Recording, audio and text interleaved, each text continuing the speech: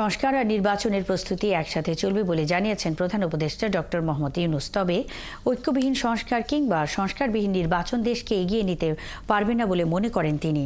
বলেন, ফ্যাসিস্ট সরকার পতনের পর সেই ঐক্য আরও শক্তিশালী হয়েছে।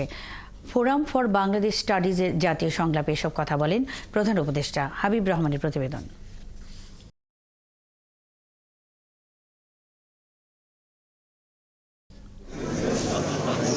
ঐক্য, সংস্কার, নির্বাচন শিরোনামে 2 দিনের জাতীয় সংলাপের আয়োজন করে ফোরাম ফর বাংলাদেশ স্টাডিজ।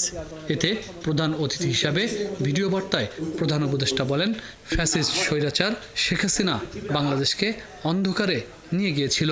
ফ্যাসিবাদ বাংলাদেশকে আদর্শভিত্তিক সকল রকমের লক্ষ্য থেকে বিচ্যুত করে গভীর অন্ধকারের দিকে আমাদেরকে নিয়ে গিয়েছিল। আমরা আবার প্রিয় বাংলাদেশকে সাম্য, মানবিক মর্যাদা ও ন্যায় বিচারের পথে ফেরাবার লক্ষ্যে কাজ করছি। এই জাতীয় সংলাপ আমাদেরকে আমাদের নতুন কক্ষপথ রচনা এবং তার যথাযথ স্থাপনে বিশেষভাবে সাহায্য করবে। সংলাপের মূল লক্ষ্য একসাথে সংস্কারের কাজে সবাইকে ঝাঁপিয়ে পড়া। আর এর দায়িত্ব রাজনৈতিক দল, ব্যবসায়ী, ধর্মীয় গোষ্ঠী সহ সকলের। সংস্কার বিষয়ে আমাদের মধ্যে ঐকমত্য প্রয়োজন, এর কোনো বিকল্প নাই। এই 3 লক্ষ্যের কোনোটিকে ছাড়া কোনোটি সফল হতে পারবে না। ঐক্যবিহীন সংস্কার কিংবা সংস্কারবিহীন নির্বাচন বাংলাদেশকে এগিয়ে নিতে পারবে না। তিনি আরও জানান, সংস্কার আর নির্বাচনের কাজ একই সাথে চলবে।